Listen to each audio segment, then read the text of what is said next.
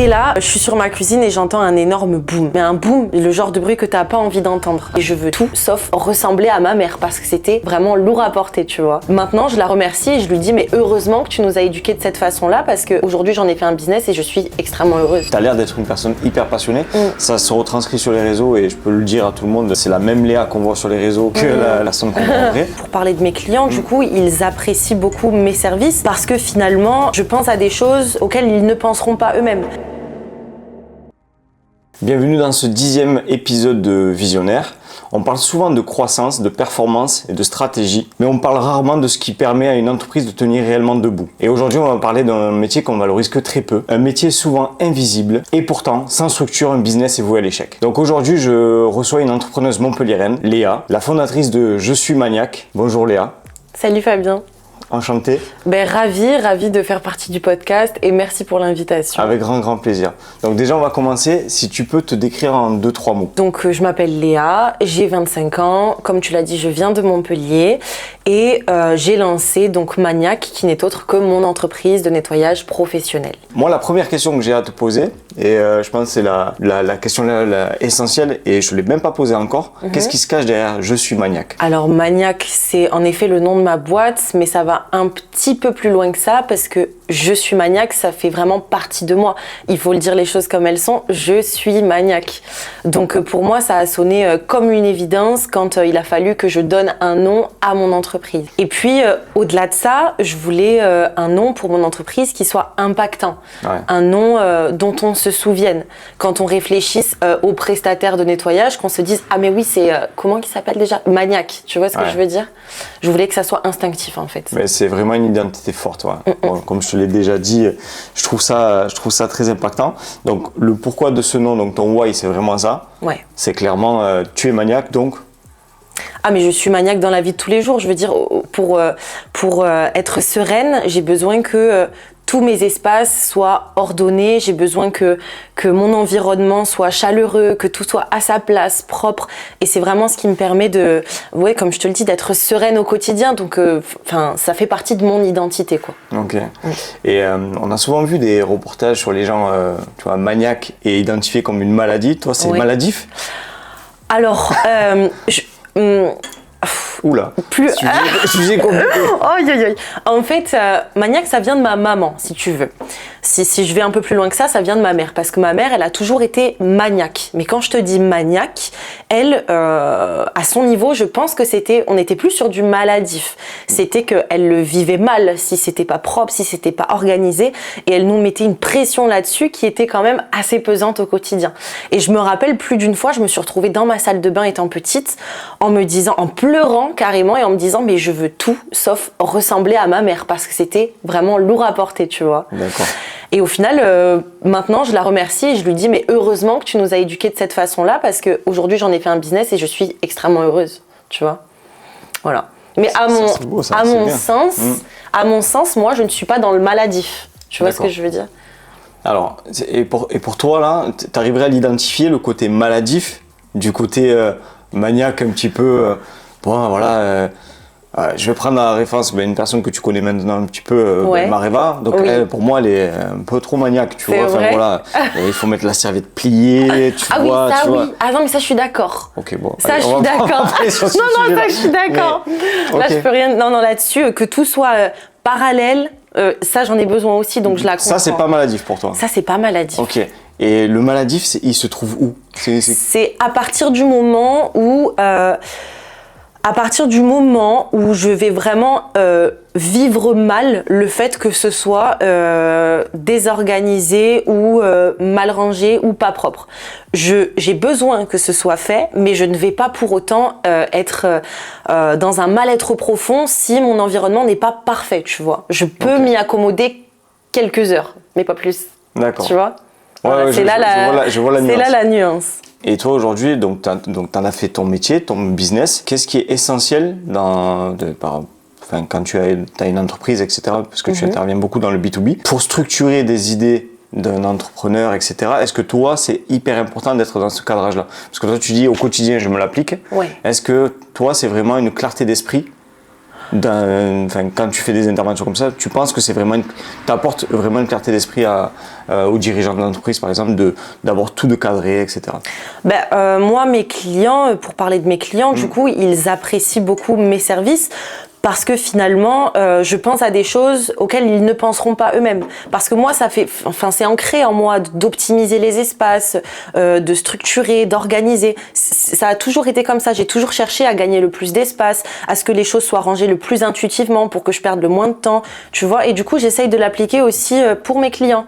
Et donc, forcément, je pense que ça leur permet aussi d'avoir une certaine une certaine clarté dans leur travail à eux, tu vois, dans leur développement à eux, de se dire que tout est fait de façon optimale et qu'ils n'aient pas à se soucier de ça. Donc tu arrives en faisant tes prestations, comme tu le dis, à optimiser, comme un chef d'entreprise peut optimiser lui sa partie, on va dire RH. Toi, tu arrives à optimiser l'espace que tu peux exploiter dans tes bureaux ou autre. Yes, exactement, c'est ça. Et je l'applique aussi chez moi. Tu vois, je vis pas dans un grand appartement et du coup, je me dis toujours comment est-ce que je peux optimiser l'espace. Et en fait, ce raisonnement, il est toujours ancré. Ok. Voilà. Ton parcours personnel à toi, tu viens d'où? Tu viens de quelle branche? Est-ce que tu as toujours été passionné par ça? Tu savais que tu voulais en faire ton business? Ou avant ça, il y avait Léa qui se cherchait dans d'autres idées peut-être? Alors, je vais essayer d'être assez bref parce que le parcours est long. Mais si tu veux, depuis que j'ai 15 ans, donc ça va faire grossièrement 10 ans, j'ai toujours été dans la pâtisserie. Moi, mon cœur de métier, c'est la pâtisserie. C'est ce dans quoi je me suis formée. J'ai eu un CAP pâtissier, une mention complémentaire en chocolaterie. Okay. Et donc, j'ai toujours été amenée à travailler dans la pâtisserie. Ça a été à la base un métier passion parce que je ne fais les choses que par passion. Sinon, je ne les fais pas, tu vois. Et donc, 10 ans se passent, je vagabonde d'entreprise en entreprise, toujours à la recherche de l'épanouissement, parce que je ne le trouvais jamais finalement. Et donc, je pense qu'on se retrouve en 2023, début 2024. Okay. Je suis malheureuse. Je suis malheureuse dans mon travail, je suis malheureuse dans ma vie et je me dis que ce que je fais à l'heure actuelle ne me satisfait plus, ça ne me fait plus vibrer, ça ne résonne plus en moi, tu vois. Et donc je me dis qu'est-ce que je peux faire? Je me rappelle de plusieurs fois, j'arrive sur le lieu où je travaille, donc dans une boutique de pâtisserie assez haut de gamme à Montpellier. J'arrive, je me gare, je reste dans ma voiture une dizaine de minutes en me demandant mais qu'est-ce que je fais là, Boule au ventre, je pleure, souvent je pleure et je me dis mais qu'est-ce que je fais là? Et avec mon compagnon de l'époque, on décide pour s'ouvrir l'esprit de partir à l'étranger. On se dit on va se faire 1 an à l'étranger, donc on décide de partir en Australie. D'accord. Il me reste 2 mois avant de partir en Australie et je me dis bon Léa, il te reste 2 mois à tirer en France, tu vas pas te faire souffrir plus longtemps, quitte ton travail et trouve un petit truc à faire à côté pour te maintenir à flot financièrement. Et du coup, je te l'ai pas dit ça, mais j'avais déjà depuis quelques semaines un client chez qui j'allais bosser sur mes jours off en pâtisserie. En extra. Voilà, en extra, et je faisais des ménages. On parle pas de nettoyage, là, on parle bien de ménage. Et du coup, je me dis, bon, t'as déjà un client, il est super content, essaye d'en trouver d'autres. T'en trouves d'autres, et comme ça, tu fais tes 2 mois avant de partir. Et en l'espace de peut-être 2 semaines, mon planning, il est full. Les gens, ils m'appellent, les gens, ils sont contents de mes services, et je me dis, ok, là, je me pose et je me dis, là, il y a une vraie demande. Il y a une vraie demande et je garde ça en tête. Et ensuite, je pars en Australie, mais toujours avec l'idée que, ok, si un jour je dois rentrer pour X raisons, parce que notre projet, c'était quand même de rester sur la durée en Australie, je me dis, si un jour je dois rentrer pour X raisons, ça marche, tu vois. Et du coup, c'est resté tout le long du voyage dans ma tête. Ok. Voilà. Et donc, tu restes 1 an en Australie? Je reste tout petit peu moins, je reste 8 mois en Australie et 1 mois à Bali. Okay. On part à Bali et en fait, je t'en parle brièvement, mais vas-y. Je suis à Bali, je fais face au plus beau paysage que j'ai pu voir de ma vie, je nage avec des tortues, enfin, c'est grandiose ce que je vis à Bali. Émotionnellement, pour moi, Léa, 24 ans, c'est grandiose. Et en fait, je suis là, face au paysage, un jour, assise sur un canapé, sur la terrasse, et je me dis, mais qu'est-ce que je fais là? Ça me fait pas vibrer. Pour autant, je vis des choses magiques, mais ça ne me fait pas vibrer. T'étais pas aligné avec ce que tu étais en train de vivre, en fait. Et je me dis, mais Léa, qu'est-ce qu'il te faut, en fait? T'es en France, t'es pas contente, t'es à Bali, t'es pas contente. Qu'est-ce qu'il te faut pour être heureuse? Et c'est là que je me remémore, en fait, cette entreprise que j'avais commencé à lancer en partant et qui a toujours fait écho dans mon esprit. Et je me dis, mais c'est là que je dois être. Je sais que c'est ça qui va me faire vibrer, tu vois. Ok. C'est incroyable. Ouais. Et donc après ça, cette prise de conscience-là, tu rentres en France? Il y a une prise de conscience qui est due aussi à une rupture. On se sépare avec mon ancien compagnon. Je prends la décision de quitter cet environnement qui ne me va plus, qui ne me correspond plus. On a des ambitions qui sont complètement différentes niveau pro. Et du coup, il part vivre dans une autre ville et moi, je rentre en France toute seule. Okay. Et je décide de tout reprendre à zéro et de lancer Maniac à ce moment-là. Très très beau parcours et c'est très inspirant. Merci. Et donc en fait, l'idée que tu avais fait germer juste avant de partir en Australie, en gros, c'est ce qui t'a donné envie de revenir pour lancer ça. Et donc, c'était à quelle période? L'année dernière? C'était du coup, quand je suis revenue en France, on était en mars 2024. Okay. J'ai lancé Maniac peut-être dans le courant de octobre 2024. Voilà. Ok, donc là, tu as fêté 1 an et demi, quoi. J'ai fêté, mais un peu plus d'1 an, c'est ça. Bon, déjà, félicitations, parce que vraiment, c'est d'une tristesse professionnelle que tu avais et d'un non-épanouissement dans la pâtisserie. Tu as fait d'une opportunité quelque chose aujourd'hui que tu es en train de bâtir.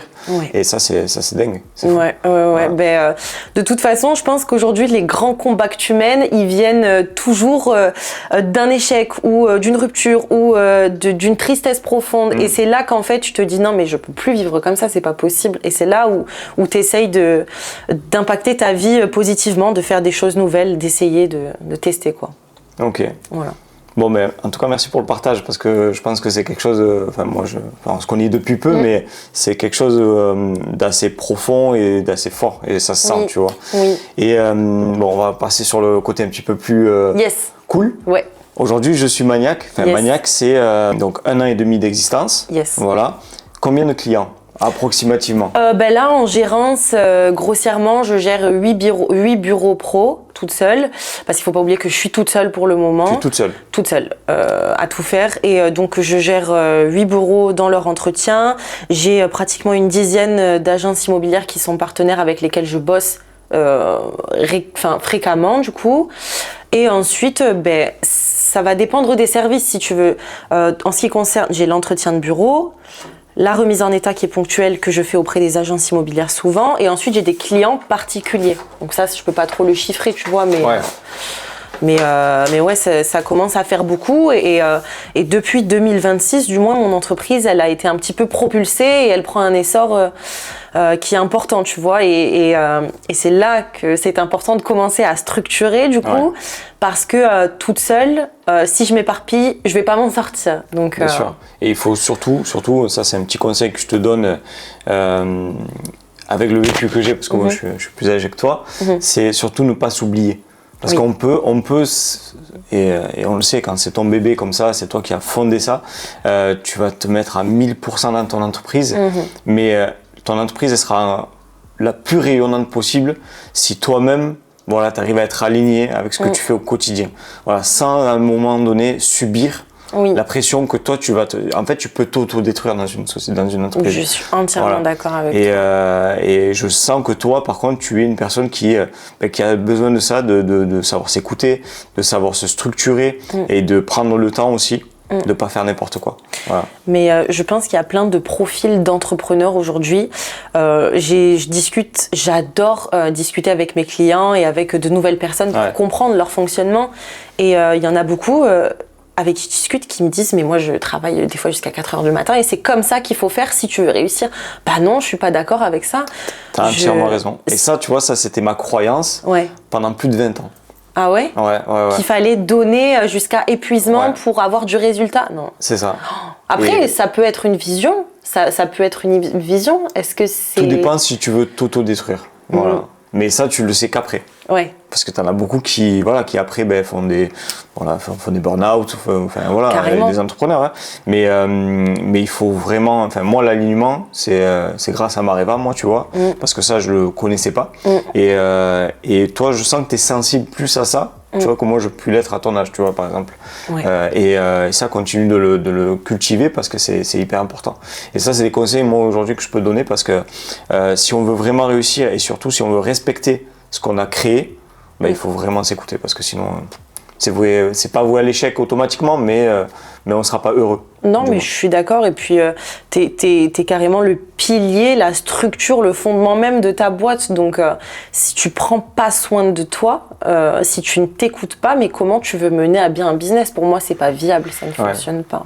Toi, aujourd'hui, donc, tu interviens sur Montpellier, principalement? Alors, principalement sur Montpellier, mais ça peut s'étendre sur des plus gros chantiers quand il s'agit notamment de remise en état ou ce genre de chantier-là, tout simplement. On peut étendre le périmètre.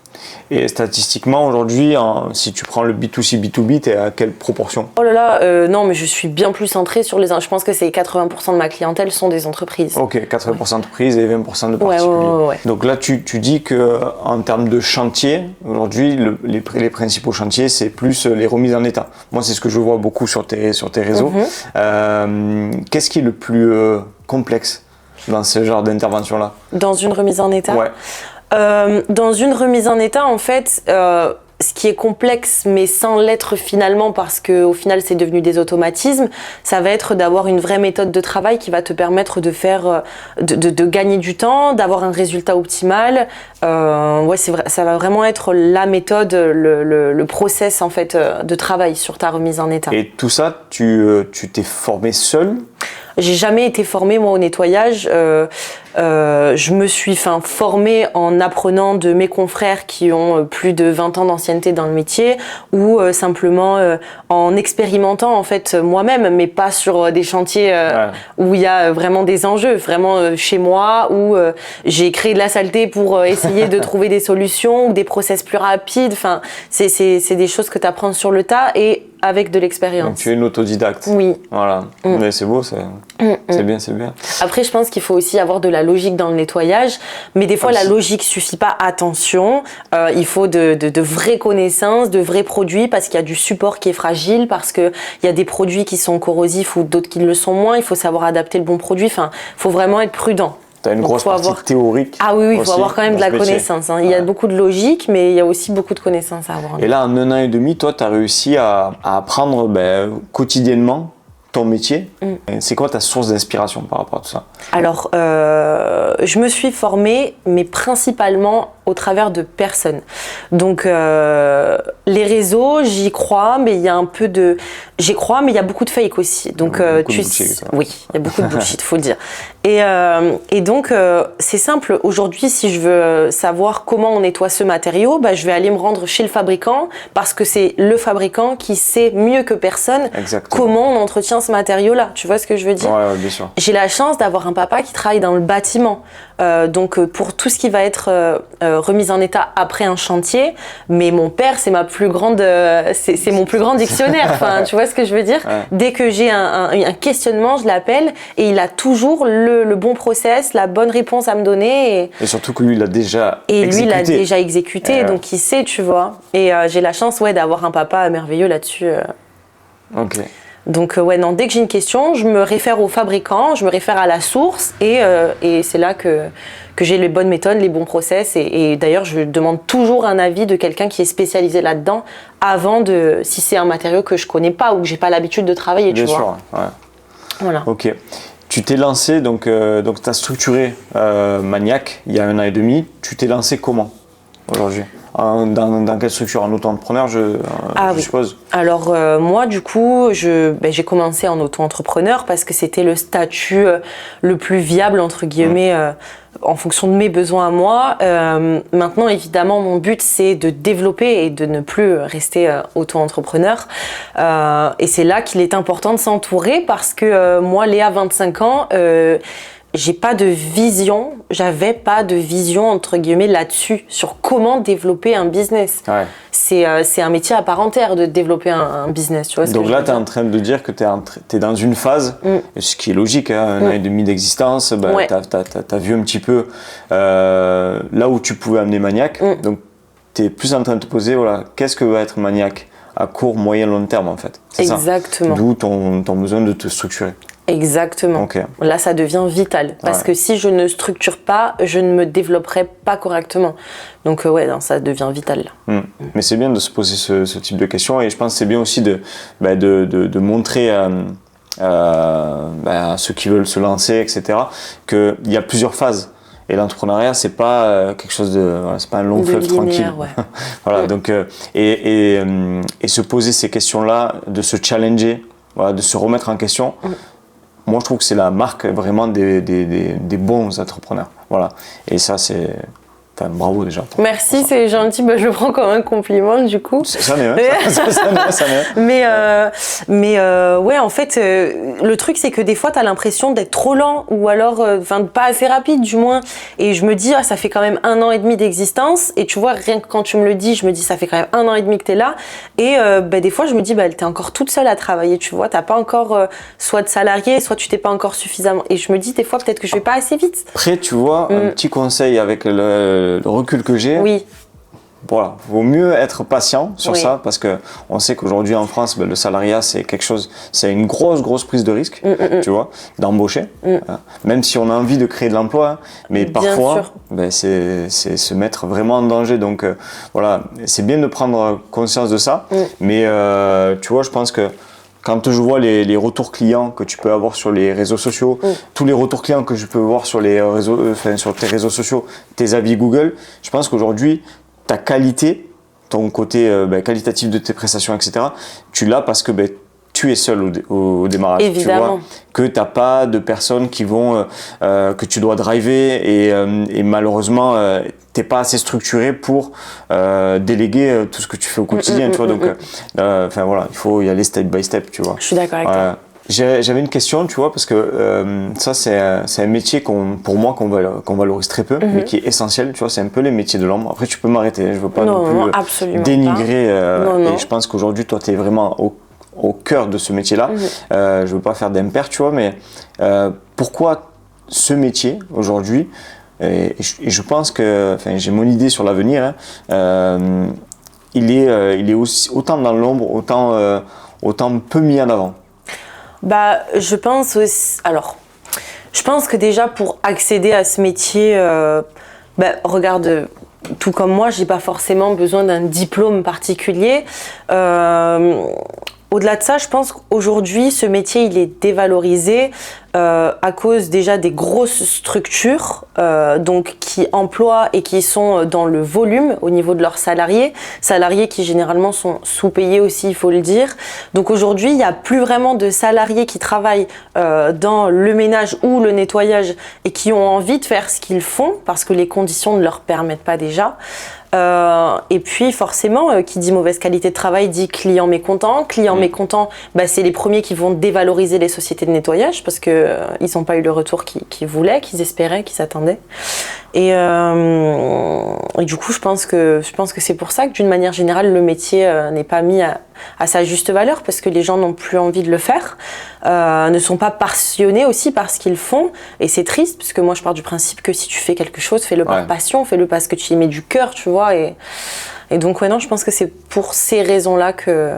Et tu vois, tu as employé un mot important, la passion, tu vois, aujourd'hui. Donc, je pense que et ça se voit à travers ta personne, tu vois. Moi, j'ai la chance de te parler depuis 2-3 jours en vrai. Donc, tu as l'air d'être une personne hyper passionnée.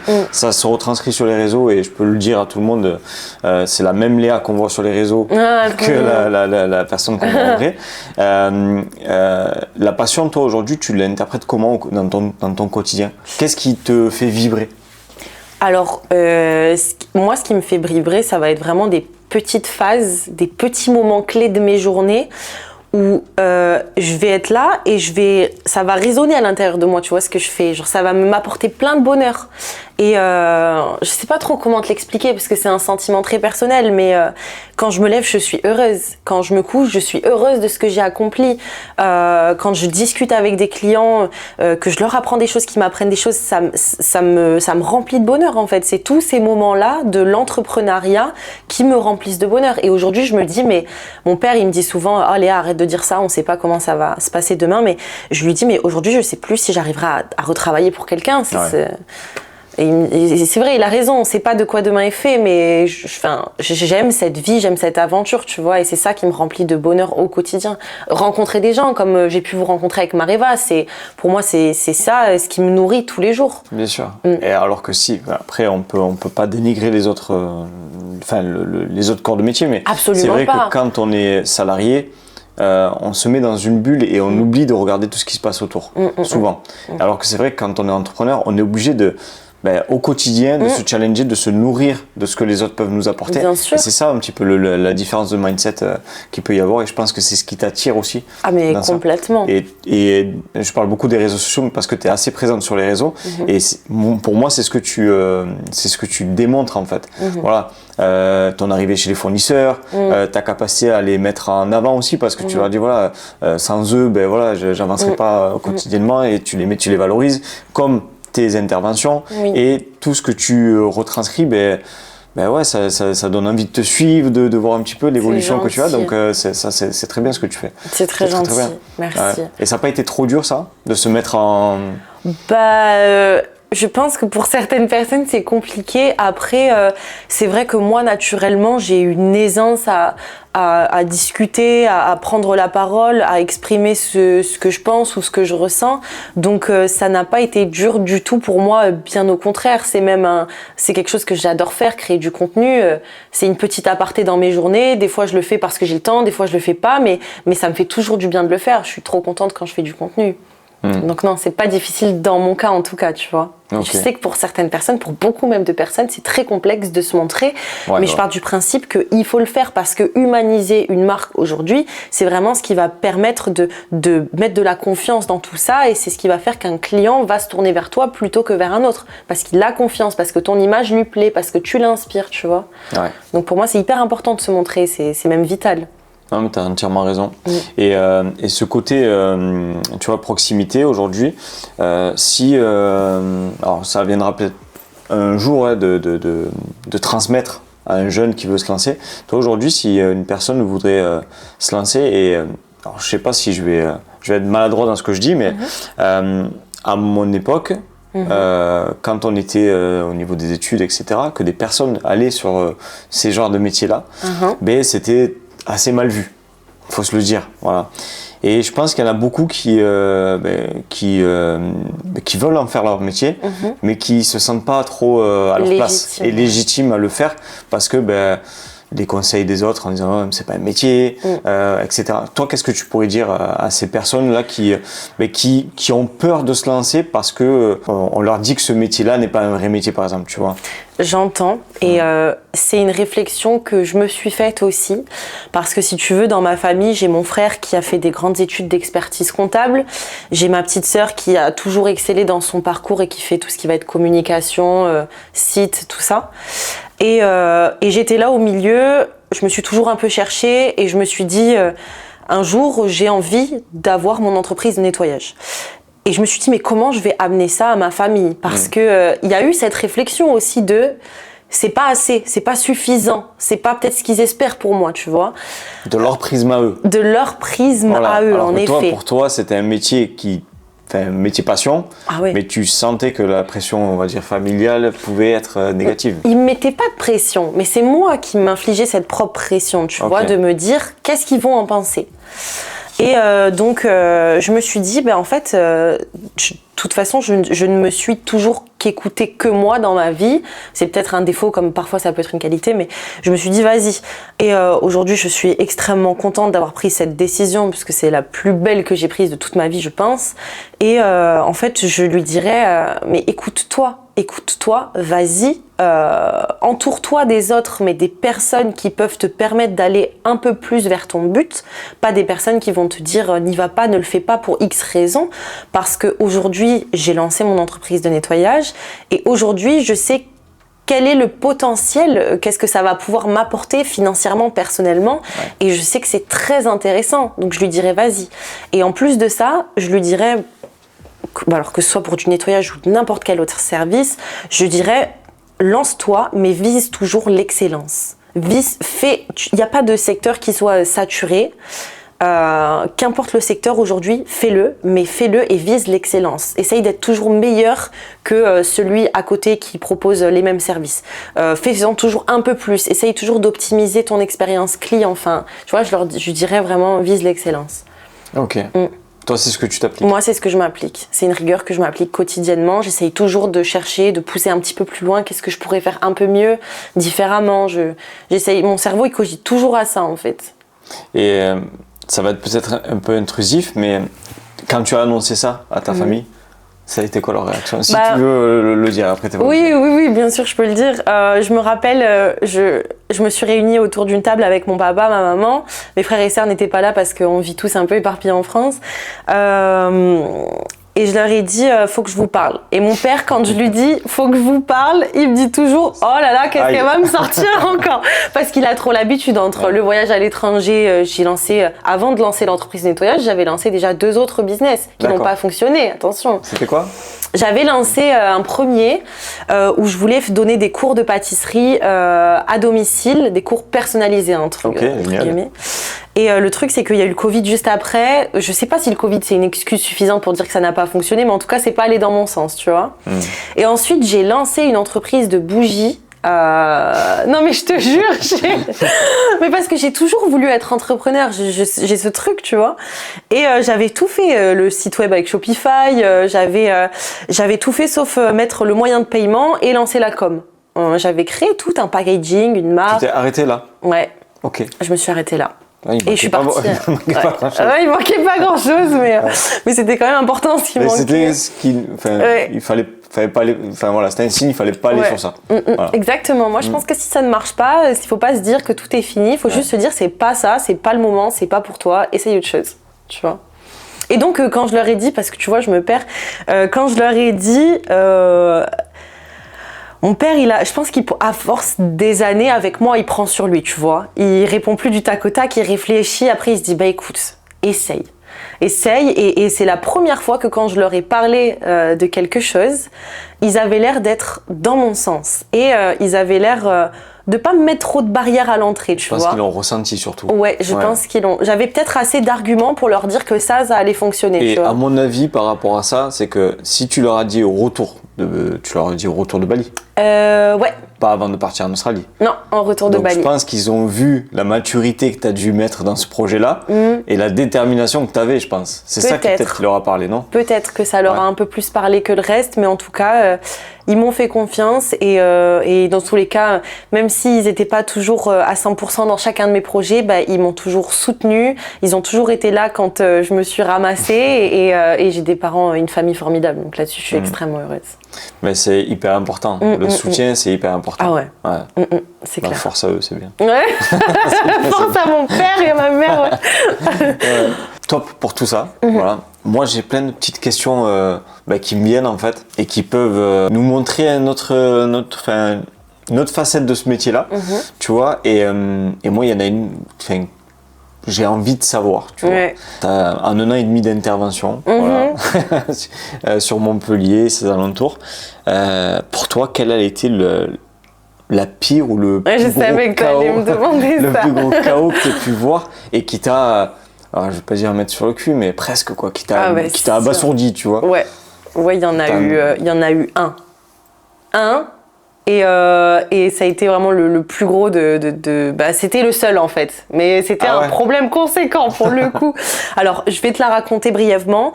Je vais pas citer de nom parce que pour moi, ça ne représente absolument pas le professionnalisme de la personne qui est mise en cause dans ce... Ok. Donc, je vais juste te dire les grandes lignes, mais je dis pas de nom. Ok. premier chantier pour une très grosse mairie donc premier chantier, gros enjeu, faut que je leur livre le chantier parfaitement parce que c'est potentiellement une collaboration sur du long terme, donc c'est très intéressant pour moi, tu vois, gros enjeu. Et donc c'est 2 logements où il y a eu 2 logements neufs, donc il y a du nettoyage de fin de chantier à faire sur ces 2 logements pour qu'ils soient livrés et ensuite proposés à la location. Donc, on arrive avec le collègue, j'arrive avec mon partenaire sur le chantier et on se met au travail. Et en fait, moi, je me mets sur le nettoyage de la cuisine. Sur un nettoyage de fin de chantier, tu as 3 postes dominants. Ça va être les sols. Souvent, tu as de la laitance de ciment, des choses comme ça. Donc, il y a un gros nettoyage de fond à faire. La vitrerie. Et ensuite, tu vas voir les cuisines, salle de bain, tout ça. Et donc moi je me mets sur la cuisine et je lui dis, attends, faut que je fasse attention à pas dire son prénom, bon pire tu le coupes hein. Et je lui dis mets-toi sur les plaintes, nettoie les plaintes, comme ça après une fois que toutes les plaintes sont faites on peut attaquer le sol. Et donc en attendant moi je suis sur la cuisine et il est dans les plaintes de la chambre. Et là, je suis sur ma cuisine et j'entends un énorme boom. Mais un boom, le genre de bruit que t'as pas envie d'entendre, un boom assourdissant. Et je crie son prénom et je l'entends plus. Et là, je me dis, wow, qu'est-ce qui s'est passé? Donc, je vais dans la chambre et là, je vois que la fenêtre neuve, qui normalement était posée, la fenêtre, elle est tombée au sol. Et là, je me dis, mais attends. Mais qu'est-ce qui s'est passé? Et en fait, déjà, je m'assure dans un premier temps qu'il soit en vie, qu'il aille bien, qu'il se soit pas fait mal, parce que la fenêtre vient quand même de lui tomber dessus. Par chance, elle n'est pas tombée sur son crâne ou quoi, parce que sinon, je pense qu'il serait plus là à l'heure actuelle. Et donc, tout va bien. Donc, il est en sécurité, c'est OK.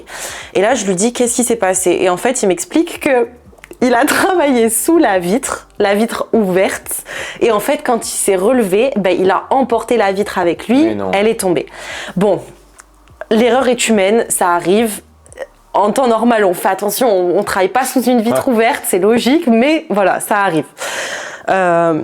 Et donc, on se dit, bon, c'est pas grave, on va essayer de regonder, je sais pas si on peut dire regonder, on va essayer de regonder la vitre. Sauf que le problème, c'est que la vitre, au moment où on essaye de la regonder, on se rend compte qu'elle est fracturée au niveau du PVC, elle pourra plus jamais se regonder. Et donc là, en fait, on la pose, je prends 5 minutes de respiration, et je me dis, bon, là, tu peux rendre le chantier dans l'état le plus parfait que tu veux, t'as cassé une vitre. Ouais. T'as cassé une vitre, c'est toi, c'est même si c'est pas toi, c'est ta responsabilité. Maintenant, t'es dans la merde. Et en fait, pour parler grossièrement, j'étais dans la merde. Et franchement, je me sentais mal, j'avais une boule au ventre. Je me disais, mais comment je vais expliquer ça? Et donc, écoute, je me dis... Je termine le chantier, le chantier se termine genre 2 ou 3 heures après. Je termine le chantier, on range tout, on va aller voir le maire, on va lui expliquer ce qui s'est passé. Mais c'est pas n'importe qui, en plus c'est le maire quoi. Et on arrive dans le bureau, le maire n'est pas là. C'est l'adjoint du maire. Et l'adjoint du maire avec qui j'avais communiqué depuis le début, avant les travaux. Heureusement, tout s'était parfaitement bien passé. On lui explique le problème et il rigole nerveusement. Et il me dit un truc, mais je pense qu'il m'a rassuré instinctivement. Il m'a dit, écoutez Léa, on va pas vous saquer pour ça, ne vous inquiétez pas. Et je pense qu'en fait, ça t'a rassuré. Ouais, la communication avait tellement été parfaite, le chantier était rendu quand même bien. Il y a eu cet incident-là. Et le truc, c'est que ils avaient bénéficié de tarifs préférentiels parce que si tu veux, c'était 2 grosses constructions. Donc aujourd'hui, si tu voulais faire intervenir un gars pour réparer juste une fenêtre, ça te coûtait un bras. Enfin, c'est normal. Et non, pas réparer, mais reposer et la fourniture d'une nouvelle fenêtre, du coup. Et du coup, qu'est-ce que j'ai fait? Même si il m'avait dit que ils allaient pas me saquer pour ça, moi je me suis dit, Léa, t'as cassé une fenêtre, ça coûte tant à faire réparer, donc je leur ai offert tout le chantier et je ne leur ai absolument rien facturé. Et pour autant, en toute transparence, ils m'ont jamais rappelé. Mais non. Mais oui, c'est normal. Je suis venue sur un chantier, j'ai cassé une vitre. Ouais, bon après, voilà, dans le relationnel, T'as été pro. J'ai été pro, j'ai fait du mieux que j'ai pu. Et encore une fois, l'erreur est humaine. Et je n'en veux absolument pas à la personne qui a fait ça parce qu'aujourd'hui, je l'appelle fréquemment encore pour des chantiers. Donc pour te dire, c'est une erreur, c'est humain. Mais ça m'a valu une grosse remise en question quand même. Et je me suis dit comment aujourd'hui je peux essayer de sécuriser ça et ne plus que ça se reproduise, tu vois. Donc, mais là, comme tu dis, après c'est humain et malheureusement tu peux pas être, peux pas tout contrôler, tout maîtriser non plus. Donc tu as toujours ce facteur qui est un petit peu compliqué. Oui, c'est sûr. Mais bon. Ok, ben merci pour ce partage. Avec plaisir. Pour en savoir un petit peu plus sur toi, moi j'aime bien poser quelques questions un petit peu plus intrusives, personnelles. T'es pas obligé de répondre à tout, mais moi c'est cool si tu le fais. De toute façon, je ne répondrai jamais si je n'ai pas envie de répondre. Part de ce principe. Ok. Comme je ne ferai jamais quelque chose que j'ai pas envie de faire. Donc, ton plus gros défaut qui peut... alors attention, ça peut te jouer des tours. Yes. Maladroite. Ouais. Non, c'est pas maladroite. Même si c'en est un, c'est pas le plus gros. Je dirais que c'est mon émotivité.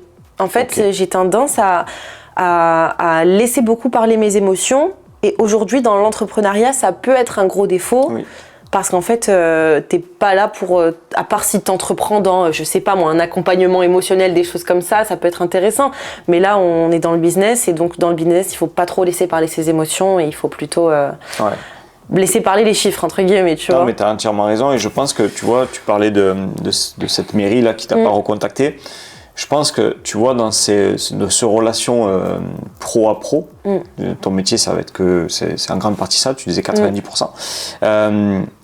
Le côté émotif, il est présent, mais par contre, le côté relationnel, il est hyper important, tu vois, parce qu'à ce moment-là, j'ai pas de conseils à te donner, mais c'est vrai que si ça pouvait être un gros client à l'avenir, tu vois, il y a plein de petites cartes à jouer, parfois, pour essayer de se dire, bon, ben voilà, il y a eu ça, mais parce que tu as quand même offert le chantier, pour qu'au final, gros chantier. Il se passe rien du tout. Oui, mais en fait, c'était juste pour m'assurer c'était juste pour lui causer le moins de tort possible, tu vois. Ouais, bien sûr. Je me suis dit... Mais j'entends ce que tu dis. Ouais, mais le côté émotionnel, je peux comprendre, mais c'est un monde de requins, l'entrepreneuriat aussi. Donc, oui, ça forge, ça forge l'entrepreneuriat, ça forge. Contrairement à ça, donc ta plus grande qualité plus grande qualité, c'est ma bienveillance. Ouais, je pense que c'est ma bienveillance. Je dirais que c'est quand même mon humour, mais je pense que non, c'est 50-50 bienveillance-humour. Je pense que ça fait partie de mes grandes qualités. Ok. Entre deux mots, entre discipline et inspiration, lequel te parle le plus, toi ? Fut un temps, c'était l'inspiration. Okay. Pendant longtemps, ça a été l'inspiration. Je me suis dit, va où ça résonne en toi. Mais aujourd'hui, si tu veux durer, dans la durée, justement, tu te dois d'être discipliné. C'est primordial et c'est ce qui va te faire grandir et faire grandir ton business. Je suis complètement d'accord. Et en parlant de discipline, pour toi, c'est quoi ta discipline quotidienne ? La discipline quotidienne, ça va être de travailler même quand tu n'en as pas très envie ou moins envie du moins que d'habitude. Ça va être de faire des choses qui sont attenantes à ton business mais que tu dois faire quand même si ça te parle pas trop ou si ça te parle moins. Ça va être aller s'entraîner quotidiennement même si j'en ai envie 2 fois sur 6. Ça va être manger sainement parce que si mon corps suit pas, mon business ne suit pas, avoir suffisamment de sommeil, comme on en discutait tout à l'heure, c'est peut-être futile pour certains, mais le sommeil aujourd'hui c'est primordial pour moi parce que je suis l'essence même de mon business. Si je ne prends pas soin de moi, je m'en sortirai pas. Et donc la discipline passe par tous ces aspects-là. C'est une clé très très importante de la réussite, ça. Voilà. Et en parlant de clés, aujourd'hui, entre l'organisation et la créativité, pour toi, quel est le plus important ? Alors, je sais pas s'il y en a un qui est plus important. Si, il y a quand même l'organisation qui est quand même plus importante. Mais je pense qu'aujourd'hui, tu te dois quand même d'être créatif. Tu dois le savoir autant que moi. Si tu veux mettre en avant ton entreprise, il faut que tu saches créer du contenu. C'est des aspects où il faut être créatif quand même, tu vois. Et je pense que par contre, moi, j'utilise pas le mot créatif, j'utilise énergie créative. Parce que pour moi, la créativité, elle vient de ton énergie. Et ton énergie, elle est précieuse et tu en as parce que tu as réussi en amont à être organisé et à avoir su, entre guillemets, faire attention, préserver cette énergie, tu vois. Donc, je serais... Organisation, c'est primordial pour avoir suffisamment d'énergie pour pouvoir être créatif derrière. Ça, c'est très bien. Voilà. Ça, c'est très bien. Donc, je pense que mais non, t'as beaucoup de clés et moi, j'ai créé ce podcast-là pour essayer d'insuffler, tu vois, ces conseils, ces clés qui font d'un entrepreneur, tu vois, une personne épanouie. Oui. Tu vois, parce que l'entrepreneuriat, tu peux faire plein de choses, tu peux gagner plein d'argent, comme juste ce qu'il te faut pour être bien. Mais par contre, ce qui est important, et ça c'est pour ça aussi que je voulais le faire avec toi, c'est que être aligné, moi c'est le plus gros travail que j'ai fait sur le 2025 et ce que je suis en train de continuer de faire, l'alignement pour être bien dans ton quotidien, pour aller chercher ta créativité, ta zone de génie, tu vois, et ton épanouissement personnel, c'est hyper important. Mais je te rejoins à 100% là-dessus. Et pour toi, la définition de la réussite dans l'entrepreneuriat, ça serait quoi? Dans l'entrepreneuriat. Là, dans l'entrepreneuriat. Ouais. Dans la réussite, dans l'entrepreneuriat, encore une fois, moi j'ai toujours tendance à dire ça et c'est peut-être là où est mon défaut, mais moi la réussite ne se chiffre pas. Dans l'entrepreneuriat, si, la réussite devrait pouvoir se chiffrer normalement, mais la mienne ne se chiffre pas. Je dirais que c'est avoir un projet qui a du sens, et qui fait sens, et développer ce projet, et être, comme tu dis, aligné avec tes valeurs profondes, morales, et proposer quelque chose, une idée, un projet, un objet, un produit, que sais-je, aligné avec qui tu es et ce que tu veux représenter. Et je pense que si tu pars de cette base-là, tu peux que réussir. Voilà. Je partage tout à fait. Donc une avant-dernière question, ton mantra, si tu en as un. Alors oui, j'en ai un. Par contre, il est très perso, hein. Il est moins axé business que, mais j'en ai un. Dans tous les cas, je pense qu'aujourd'hui, ton côté perso et pro, ça fait que toi. Oui, c'est vrai, t'as raison. Moi, mon mantra que je me répète même plusieurs fois par jour, c'est « Merci pour ce que tu me prends ». Mais en fait, je m'adresse... je sais pas à qui je m'adresse quand je dis ça, ou peut-être que c'est à l'univers, à moi-même, à Dieu, très probablement à Dieu. Je lui dis merci pour ce que tu me prends, merci pour ce que tu me donnes, et je sais que chaque chose arrive pour une raison. C'est ça que je me répète quotidiennement. Ok. Voilà. Non, mais ça fait sens, ça fait sens. Dans les plus petites aventures, comme dans les plus gros événements, je sais ce que je me répète. Je sais que je suis convaincue que chaque chose arrive pour m'apprendre quelque chose, et donc j'essaye de toujours rester positive face à n'importe quel événement, même si parfois c'est un peu plus dur, mais... Voilà. Ok. Ça, c'est mon mantra. Et la dernière question, elle est beaucoup plus personnelle. Et ça, c'est une question, en fait, je vais t'expliquer pourquoi je la pose quasiment à tous les invités. C'est qu'en fait, je trouve qu'à travers ça, donc moi, je sais pas si je te le dis, mais j'ai une fille de plus de 20 ans. Mais non. Si. Mais je savais pas. Ah ouais? Mais arrête. Ouais, donc moi, j'ai été papa à 18 ans, tu vois, et donc moi, ma fille, elle a 20 ans. Et quand je fais cette séquence-là, que l'on va garder, Dorian. Incroyable. C'est qu'en fait, je me dis, donc je vais te poser la question, donc qu'est-ce que tu dirais à Léa de 18 ans? C'est parce que moi, j'aime communiquer à ma fille des tips, tu vois, des conseils, voilà, c'est ça. Donc des conseils pour, tu vois, qui peuvent lui donner, qui peuvent faire sens avec ce qu'elle fait, tu vois. Et je pense qu'aujourd'hui, la jeunesse, tu vois, la vingtaine, la 18, vingtaine, ont besoin de ce recul-là, tu vois, de se dire, bon, mais eux, qu'est-ce qu'ils auraient fait à mon âge actuel, tu vois. Donc c'est pour ça que je te pose cette question-là. Est-ce qu'avec le recul que tu as aujourd'hui, l'apprentissage que tu as eu, donc avec 7 ans de plus, qu'est-ce que tu dirais à Léa de 18 ans? Je ne sais pas ce qu'elle faisait à ce moment-là. Je pense qu'elle était dans la pâtisserie, elle était à fond dedans. Voilà, ça peut être très simple. Comme peut-être qu'il y avait un petit switch à faire à ce moment-là et qu'elle croit plus en elle, etc. Donc voilà, si jamais tu veux bien répondre à ça... tu vois, c'est aussi pour ça que j'aime la rencontre. C'est parce qu'aujourd'hui, tu me poses une question que je ne me suis jamais posée. Et cette question, elle fait sens. Hein. Limite, elle me bouleverse un peu, tu vois. Et du coup, c'est pour ça que j'aime la rencontre, parce qu'en fait, on s'enrichit des autres et ça, c'est super agréable. Qu'est-ce que je dirais à la Léa de 18 ans? La Léa de 18 ans, elle est assez perdue, aussi que ce soit professionnellement ou personnellement. elle vit beaucoup à travers les autres. Comment dire En fait, elle se cherche. La Léa de 18 ans, elle se cherche. Et aujourd'hui, avec mon expérience et mon recul, je lui dirais fais-toi confiance. Écoute ce qui se passe dans ta tête et dans ton cœur. Avance en fonction de ça, donc de ce qui résonne. Écoute quand même ton entourage, parce que ton entourage a vécu, a de l'expérience, donc il connaît peut-être certaines choses que toi, dont tu n'as pas encore conscience. Mais écoute-toi principalement. Et je lui dirais, entoure-toi des bonnes personnes. Des personnes qui te veulent du bien, des personnes qui préservent ton énergie, des personnes qui te valorisent, des personnes avec qui tu te sens bien. Et essaye de t'intéresser de tout ce qui t'entoure.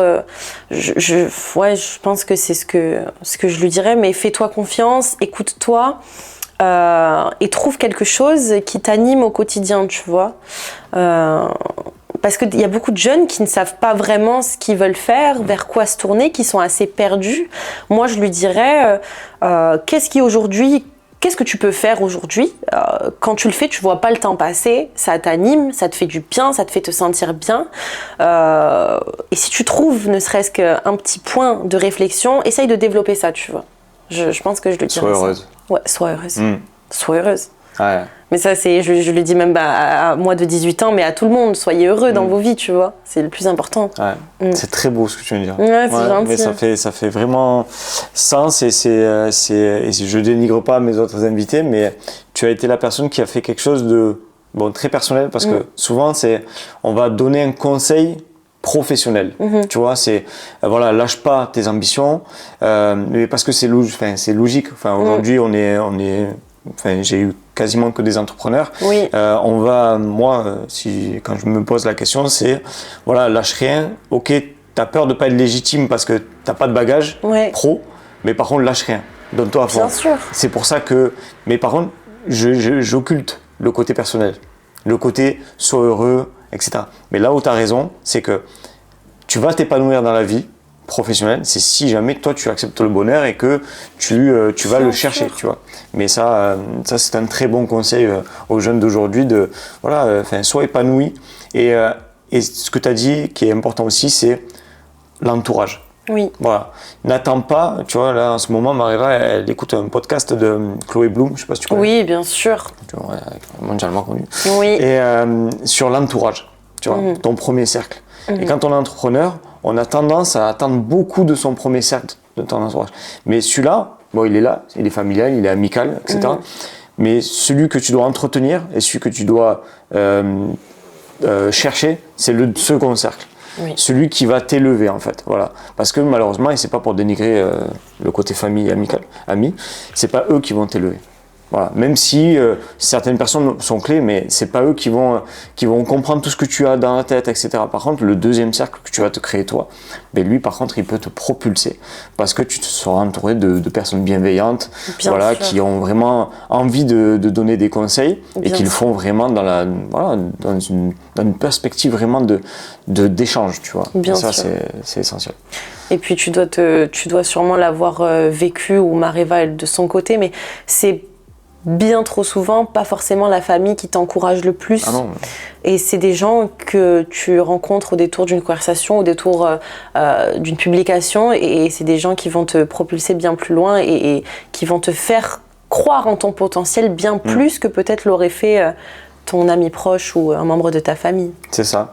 Mais par contre, tu vois, ce qu'on a compris dernièrement, et grâce à ce podcast-là, c'est que tu peux pas leur en vouloir, en fait. Même si tu te dis, mais c'est pas normal. Putain, il n'y a pas de like, ils ne partagent pas, mais pourquoi, tu vois, on est amis ou c'est ma famille.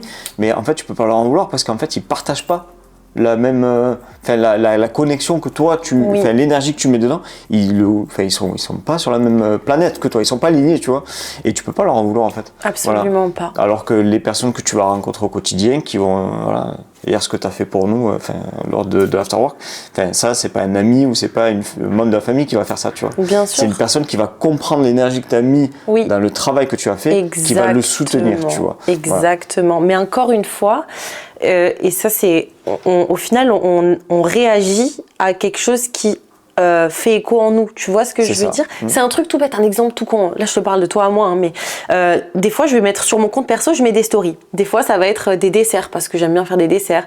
Des fois, ça va être des balades. Eh ben, il y a toujours les mêmes personnes qui réagissent sur les desserts et toujours les mêmes personnes qui réagissent sur les balades. Pourquoi? Parce qu'en fait, ça fait sens pour lui et ça fait sens pour elle. Donc, on réagit à ce qui fait sens pour nous, finalement. Exactement. Et l'entrepreneuriat, ça parle pas à tout le monde non plus. Exactement.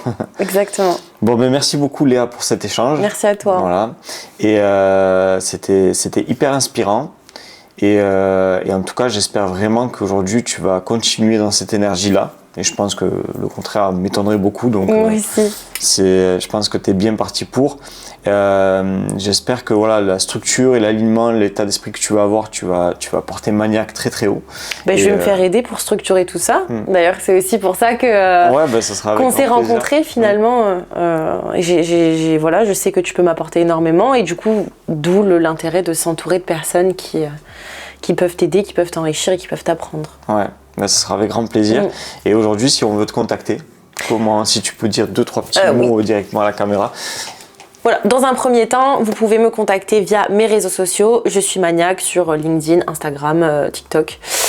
Et dans un deuxième temps, le site web sera mis en place et vous aurez toutes mes coordonnées. Enfin, ben, merci Léa. Voilà, merci à toi. Très bon partage. Merci beaucoup. Merci. Et je peux dire un petit truc? Bien sûr. Bisous à ma petite famille que j'aime. Voilà. Ils sont où? Ils sont à Carcassonne. Ils sont Carcassonne, juste à côté. dans l'Aude. Okay. Attends, mon frère après. Je suis un Arbonnais, moi. Ah ouais, c'est vrai? C'est à côté? Ah bah ok, moi je te dis ça, mais en fait je sais pas où c'est Narbonne. Non, je sais pas. C'est à une demi-heure de Carcassonne, c'est Narbonne. Ah, c'est juste à côté. Mais oui, en plus je passe par Narbonne pour y aller. Et mon frère et ma soeur, mon frère il est à, comment ça s'appelle, à Barcelone, et ma petite soeur elle est à Clermont-Ferrand. D'accord. Voilà. Dur, Clermont. C'est un peu plus perdu. C'est un peu plus perdu, mais ça a l'air super joli par contre. Ah ouais. Ok. Bon, mais big up à elle. Voilà, big up à la famille. Voilà. Bon, merci Léa. Merci à toi.